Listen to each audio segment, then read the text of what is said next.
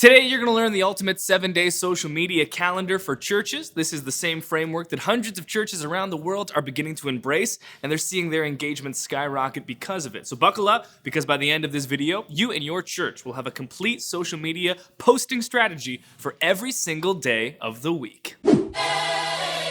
Well, hey there, and welcome to Pro Church Tools, the show to help you share the message of Jesus while we navigate the biggest communication shift in 500 years. I'm your host, Alex Mills, joined as always by Brady Shearer.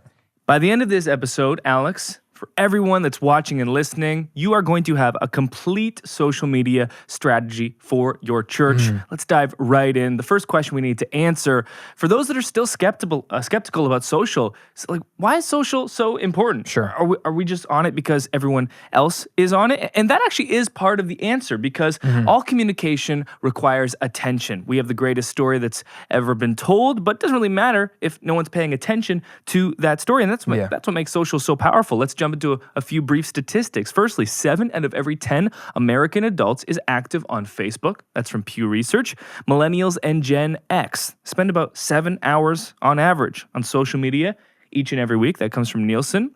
But it's not just young people that are on social. It's your mom and your dad. It's mommy and daddy, because the second largest demo on Facebook is people ages 55 plus. That comes from Statista.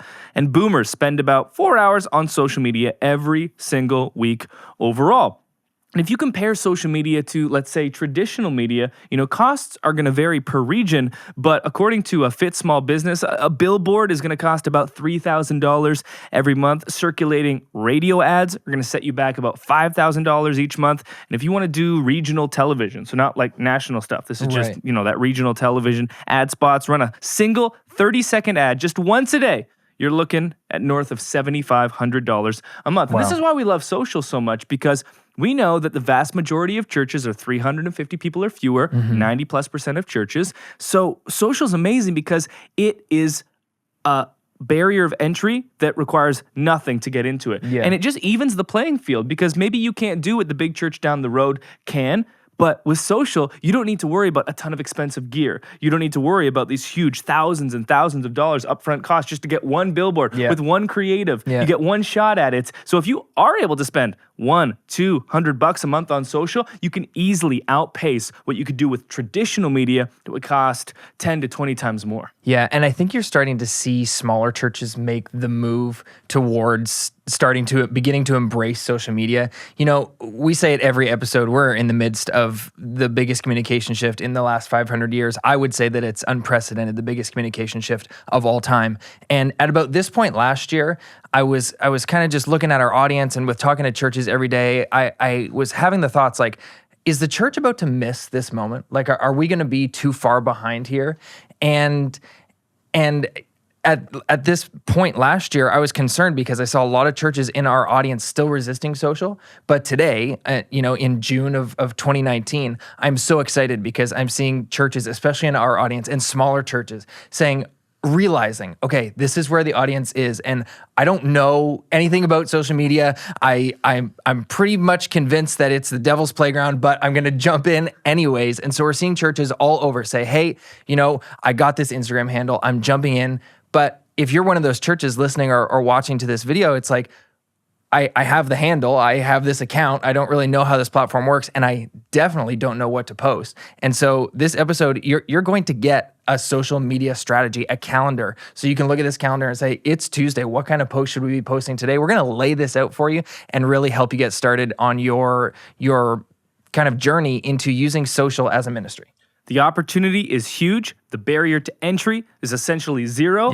But to make waves on social, you still need to understand what you're doing. And frankly, most churches do not, and they usually don't even have a problem admitting that they do not. Let's first start.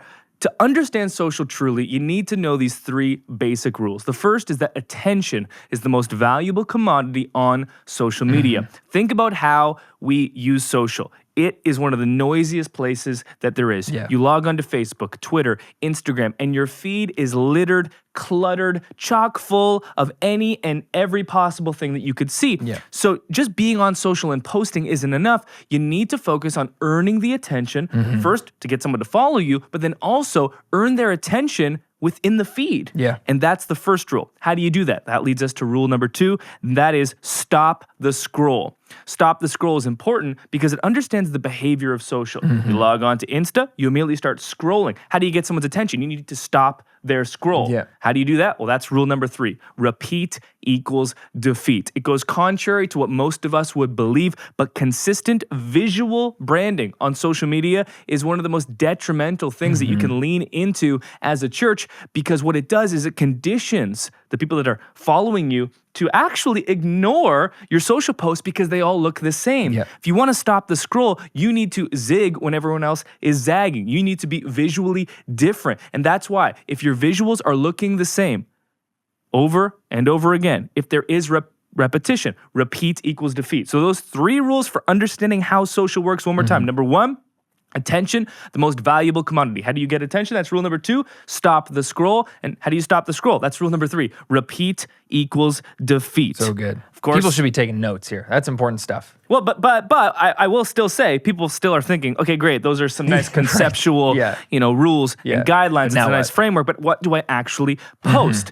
Because what most churches do is they use social to redirect to their in-person experiences. They use social as basically a billboard to say, we've got a Sunday service coming up, or we've got small groups coming up, Yeah. or we've got a men's barbecue coming up. And that's not what social is for. In fact, we looked at the most successful and high engaging churches on social, the ones with the most followers and the ones that are not just, vanity metrics, puffing up, but are actually getting engagement within those numbers. And we found that those churches, less than 20% of the time, for every single one that we looked at, posted about their in-person services and events. So we call this the 1 in 5 rule. At the very most, 1 out of every 5 social posts should be promoting an upcoming service, an upcoming in-person event. The very most. Like, say that one more time for the people in the back. The very most. If you're posting Monday through Friday on social, only one of those, at most, should be posting about a promotional event that you're doing at your church. Yeah, because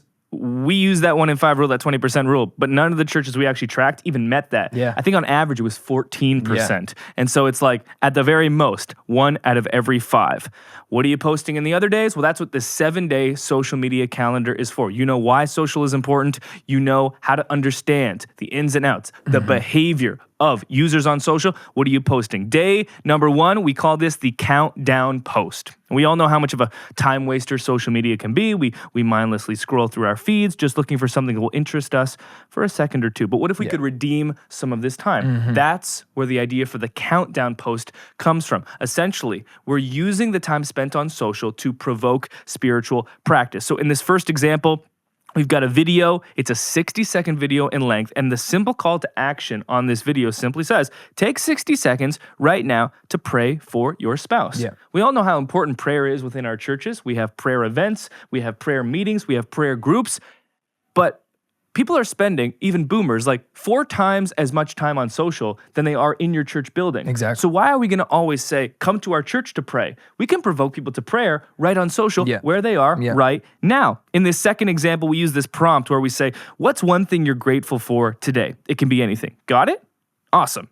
Now, take 30 seconds to thank God for it. So that's a 30-second countdown. Instead of prompting someone to pray for their spouse, we're saying, just choose something that you're grateful for today. That's just invoking, spiritual practice. Absolutely. You're just grateful for maybe the home that you live in, for the country that you live in, for the friends that you have, the fact that you've got food on the table today. Yeah. Whatever you're thankful for or grateful for, and that's going to quicken the mind of people differently, and then individually they can respond to God and thank Him for it. Yeah. Another example, spend the next 60 seconds praying for a person in your life who has yet to encounter Jesus. We saw great responses when we shared that post. And then finally, it doesn't have to just be prayer. We did this with a meditation practice where here's a prayer exercise for you. Breathe in the love of God. Breathe out your worries.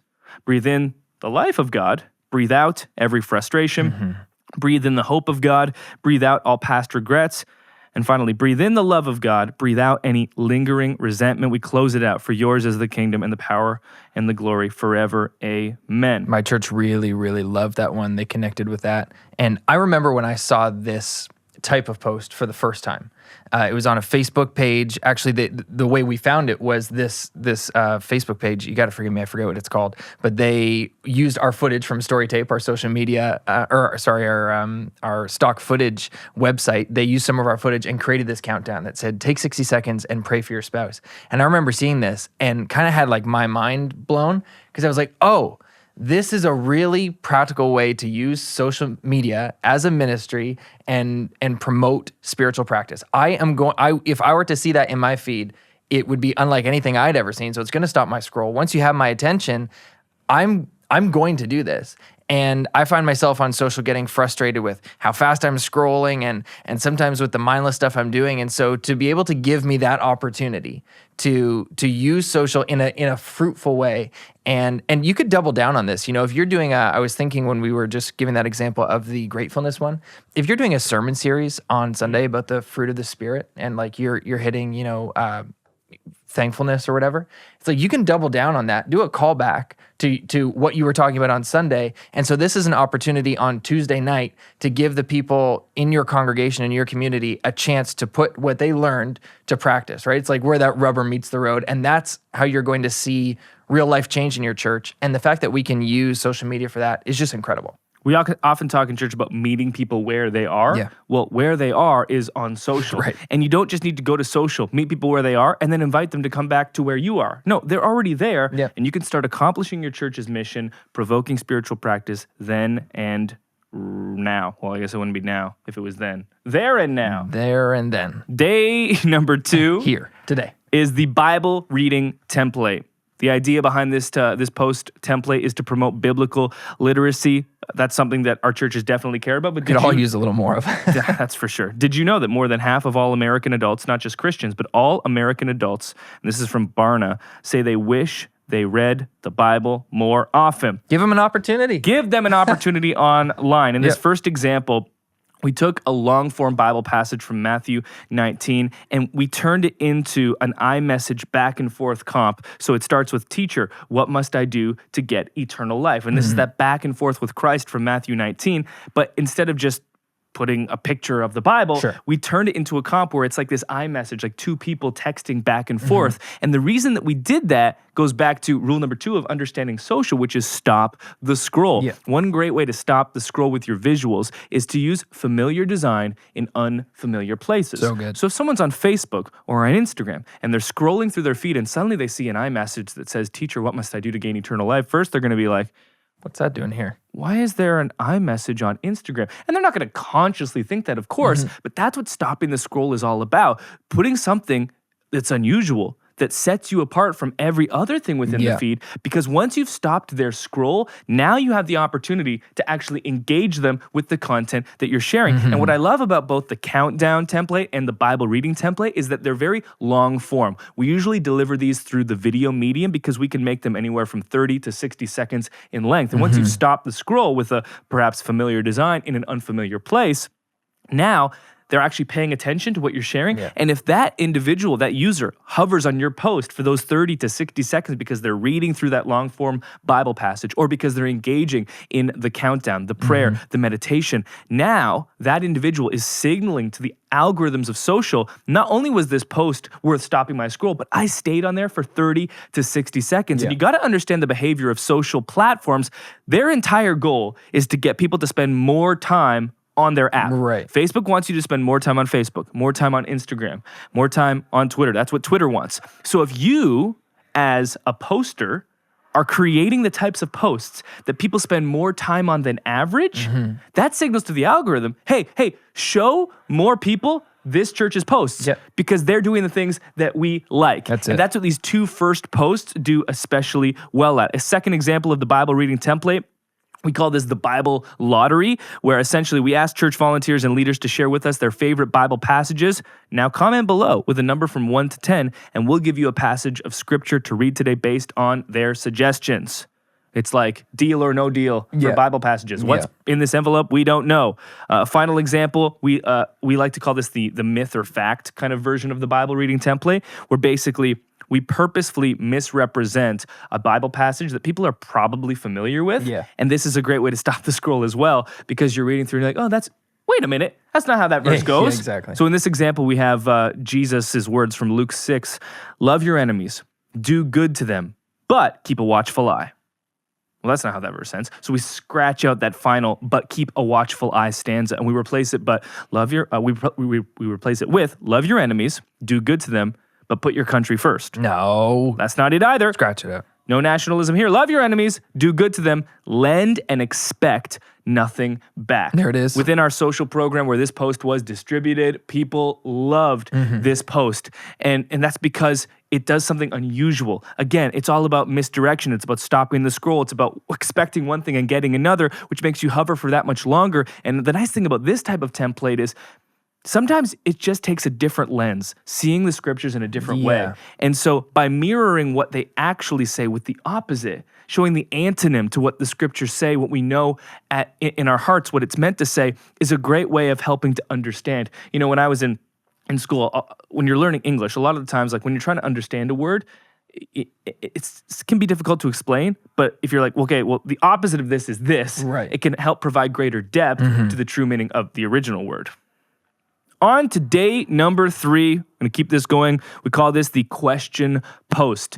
The point of this post is to get a bunch of engagement, get some meaningful conversation going. So we like to ask questions pertaining to church generally. Sure. But you can go beyond church questions with this as well. In this first example, why did you start attending our church? Share your answer in the comments below. This post was gangbusters, to use a throwback term. Here's the second question. How old were you when you first started attending church? Here's one that's kind of church related because it's about the church family and community, but it's not like necessarily spiritual. Right. It simply says, do you have a good dog or any good pet? Take a picture and tell us your pet's name. Share it in the comments. Hey, God created those pets. All dogs go to heaven, right? That's from the Bible.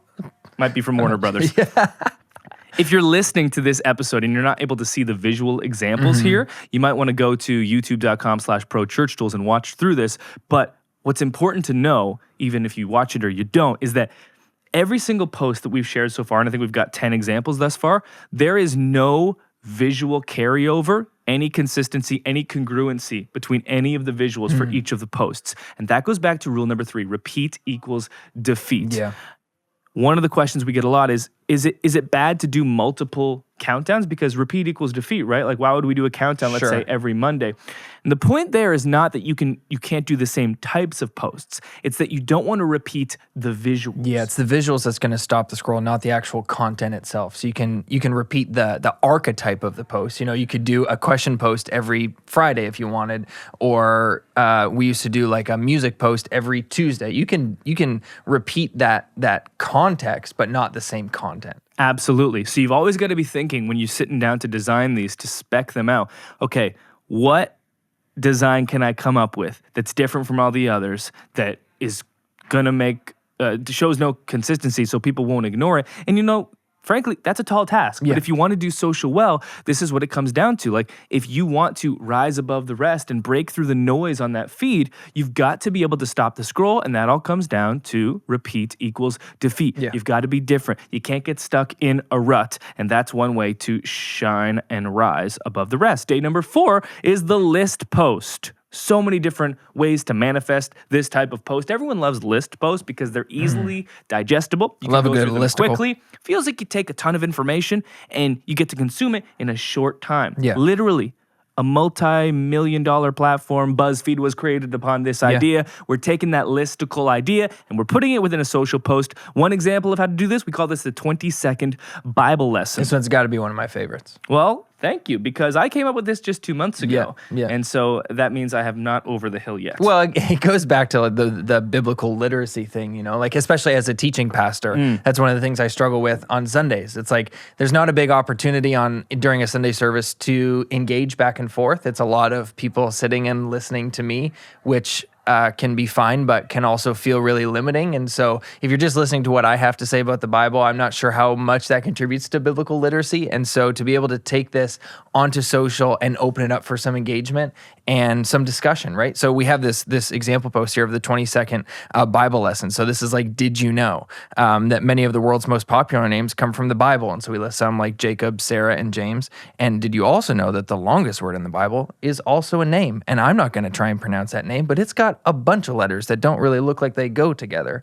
But on social, Mahershala Hashbaz. yeah, like the prophet Isaiah. You can see Mahershala in the beginning, and then after that, it's like, do that many consonants really belong beside each other? Can you put an H next to a B? Yeah, I don't know.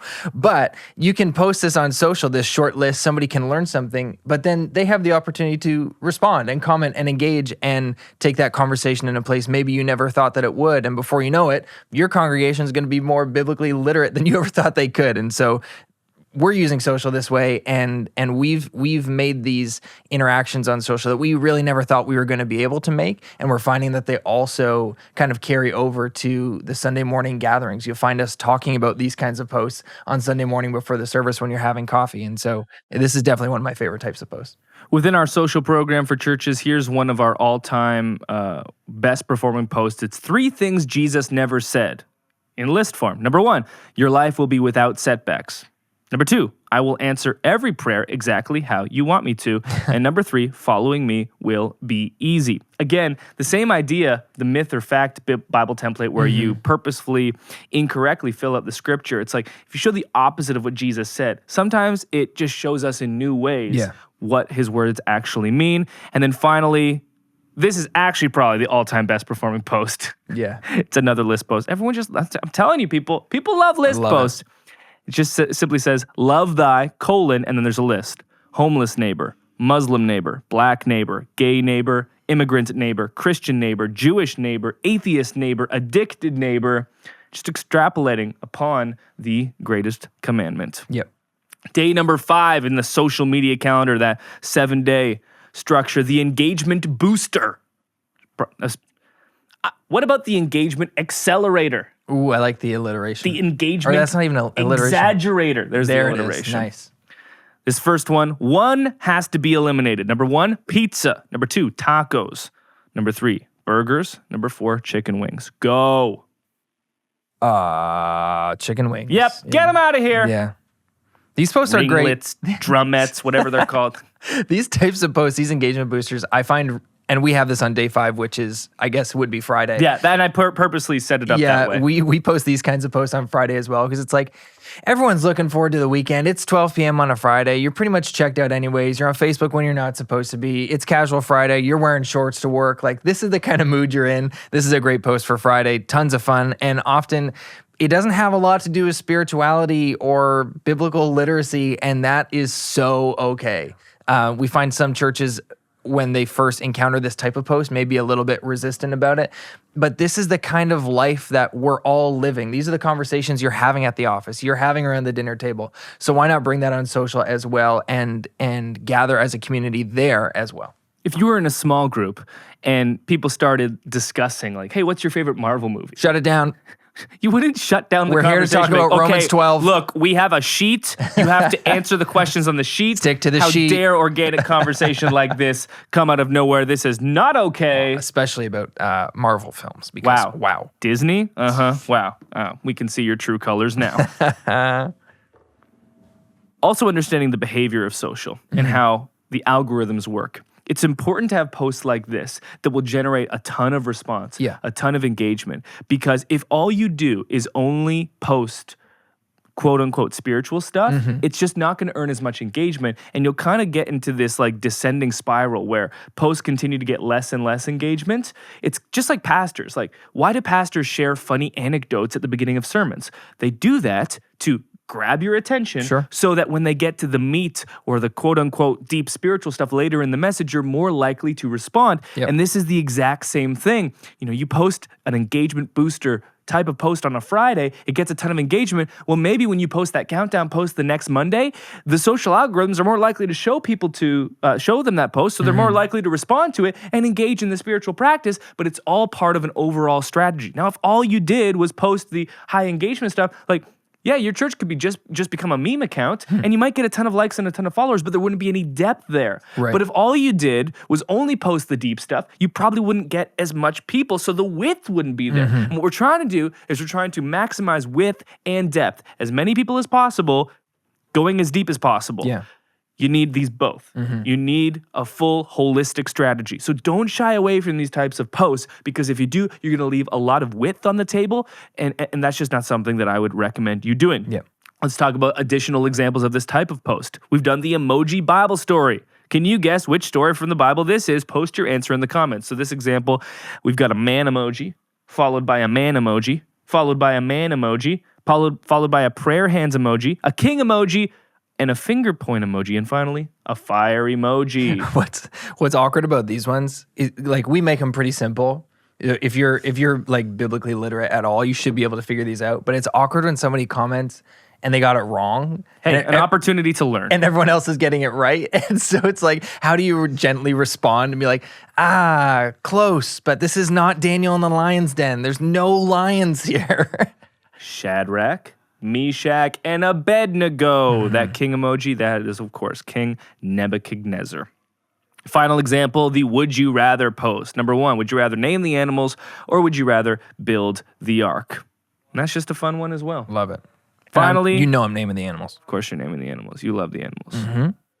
Day number 6 is the church invitation post template. So you've gone through every single weekday. We're heading into the weekends. We love to use Saturday as a church invitation post. Yeah. Just kind of remind people church is coming tomorrow. We're excited. And I love these posts because if you post them on a Saturday, and of course, every single one is different because you're following that repeat equals defeat mantra and rule of social, you're demonstrating to your church how much you care about the upcoming service, Right. which over time will signal there's no such thing as just another Sunday. You want to be here every single Sunday. If you look at how much effort we're putting into this social post promoting this upcoming service, you're going to want to be there. You're going to want to be here. And this is where the 1 in 5 rule comes in, because day number 6, the first 5, there's no promotion whatsoever. We're promoting spiritual practice. We're provoking meaningful conversations online. None of this is like, we've got a brunch coming up. Yeah. But comes to Saturday, we like to use Saturday as a church invitation post day.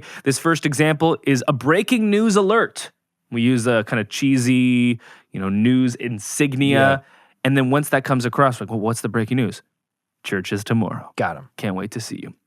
In this second example, we have taken everyone's favorite online activity, the CAPTCHA form, where you have to select all the images with storefronts, The worst. with a crosswalk. I rarely get it on the first try. No. I'd be like, I don't know if you're defining this as a chimney or not. Yeah. Like, I don't know. I'm just guessing here. In this example, we made it a bit easier. Yeah. Select all images with a church building. And so, people are clicking through and they're like, oh, this is a church building. This is a church building. You click verify and then it says success. Church is tomorrow. Nice. See you there. If you're scrolling through your Facebook feed and you see one of the most outrage-inducing online user interfaces, Yeah. how can you not stop scrolling? You have to stop. We're redeeming the CAPTCHA Yeah. with this church invitation Nice. post. Final example, we took the classic graphic design of Jeopardy when you select, Alex, I would like Raptors championship parade trivia for 200. And it comes up and it says simply this, not Raptors trivia in this case, what a shame. An assembly or gathering happening tomorrow with a seat saved just for you. Alex, what is church? Correct. See you tomorrow. Nice. So again, all of these are going to have a completely different visual. Yeah. They're all going to be a little bit cheeky, a little bit fun, because the whole point is just to have a fun reminder that church is upcoming tomorrow. And then what do you do? Day 7, on the day for church. We call this the Sunday story post. And this is where we encourage you to get a little bit into your freestyle game. You can post a memorable quote from the pastor, perhaps a photo of fellowship in the hallway, people holding their road signs, people parking, photo of church life, whatever that might be, something to just commemorate what happened on that Sunday in a fun way. And for those that aren't at church, it's also just a subtle reminder, like on Sundays we have so much fun. You know, you got to be here. We want you to be here next week. There's no such thing as just another Sunday. And you can mix it up. So again, memorable quote, photo of a bunch of people talking in the lobby, you know, photo of worship, raised hands, whatever it might be, the Sunday story, some way to recap what happened on Sunday. So good. I want to respond to a couple of questions that we get a lot about social media. Question number one is repeating over and over the types of post contrary to repeat equals defeat. I want to emphasize this again because it's one of the questions we get the most. Repeat equals defeat refers to the visuals. It refers to the graphic design, what the posts look like, not necessarily the content. We've given you this 7-day framework that you can revisit over and over and over again, so that is comforting that you can fall back on that. Your job is going to be, how do I take this post and find a new way to reimagine it where the visuals are different? Second question is, how do you create these? Yeah, we get that a lot in the YouTube comments. We create these posts firstly in Photoshop. We have a couple of different designers that will mock these up. I create the ideas. I'll usually, you know, give some design inspiration. I'll put in the aspect ratio that I want. I'll say, okay, I think this is the length for the video that we want it to be. Usually we create both a video version and an image version. And as an aside, similar to repeat equals defeat with what the visuals look like, the content mediums that you use, repeat equals defeat applies there as well. So I would recommend posting just as many videos as you do images, posting slideshows, experimenting with the different types of mediums that these social platforms are offering you. Don't just get stuck into only images. We see churches do that a lot. Again, you're leaving a lot of width on the table when it comes to reach and engagement by only using a certain type of post and a single medium. So again, I had this Google Sheet. I'm writing up the content, some visual inspiration, aspect ratio, the length, any footage that we want to use, any specific design notes that our designers will get into Photoshop. They'll mock these up. They'll bring the designs to life visually.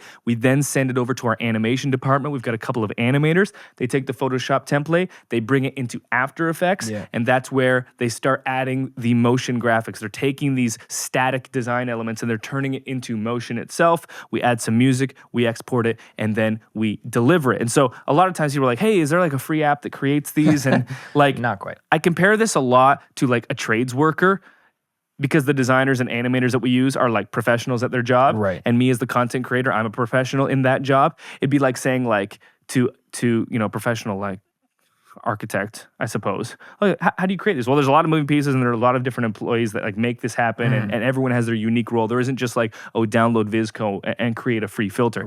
It's not that simple, at least for how we do it.